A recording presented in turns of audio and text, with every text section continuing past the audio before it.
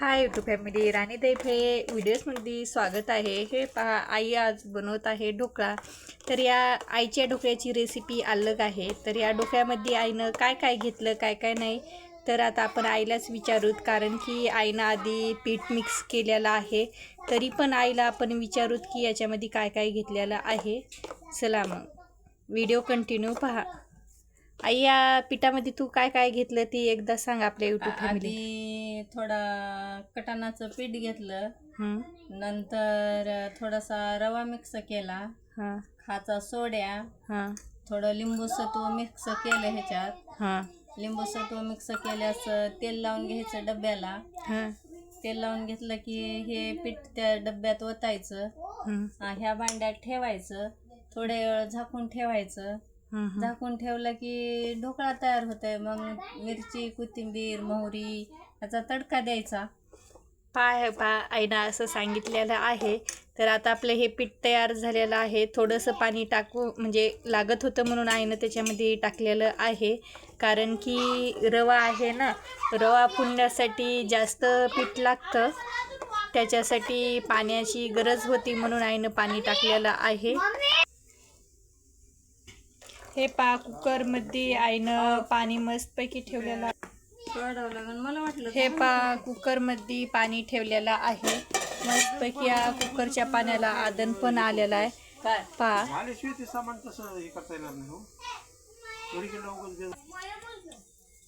हे या कुकरच्या डब्याला आई तेल लावून घेत आहे।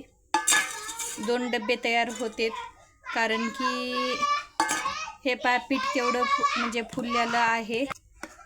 हे केवढं पीठ फुललेलं आहे पाहू शकता तुम्ही।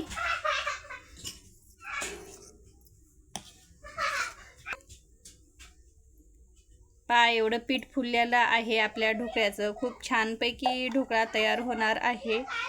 हे प्रत्येकाची रेसिपी अलग अलग राहते, तशीच माझ्या आईची पण रेसिपी अलग आहे।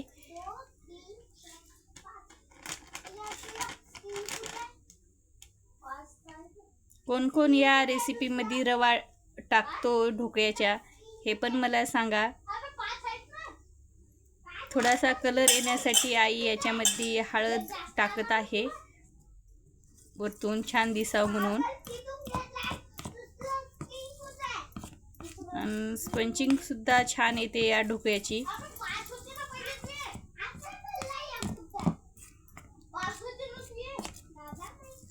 आता हे पीठ तयार झालेलं आहे छानपैकी। आता हे कुकरमध्ये आई ठेवून घेत आहे।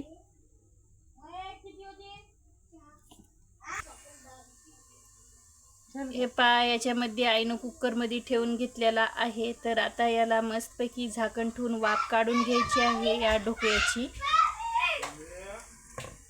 15 मिनिट थांबा। हे मस्तपैकी असा स्पंज तयार झालेला आहे या ढोकळ्याचा। पाहू शकता किती छानपैकी सध्या गरम आहे।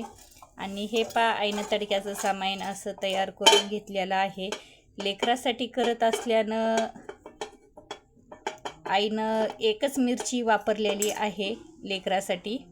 आणि हे साखरेचं पाणी जे आहे ते आईनं मला सांगितलेलं आहे, हे साखरेचं पाणी करून दे, ते मी करत आहे।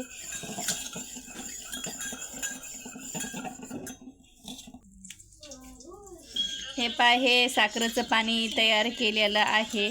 तर आईनं सांगितलं हे साखरेचं पाणी याच्यावर तयार कर म्हणून। याच्यावर मी टाकून घेत आहे। तर आई माझी तडक्याची तयारी करत आहे, तडका देण्यासाठी। थोडंसं म्हणजे साखरेचं जे पाणी आहे ते असं आधी आई टाकून घे म्हणून सांगितलेलं आहे, म्हणून मी टाकून घेतलेलं आहे। हे तडका आईनं खूप छानपैकी तयार केलेला आहे। तर आई टाकून घेत आहे, पूर्ण तडका मस्त टाकून घेतलेला आहे या ढोकळ्यावरती तिनं। वास तर खूप छानपैकी येत आहे।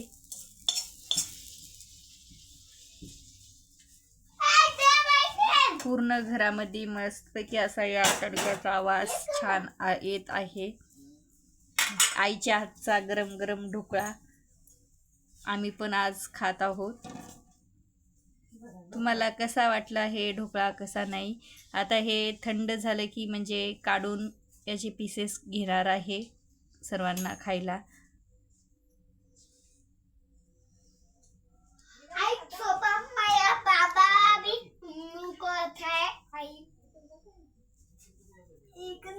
यूट्यूब फॅमिली नवीन असाल तर आपल्या चॅनलला सबस्क्राईब करून घ्या. जास्तीत जास्त व्हिडिओला शेअर करा, लाईक करा नवीन असाल तर, कारण ही रेसिपी माझ्या आईची आहे.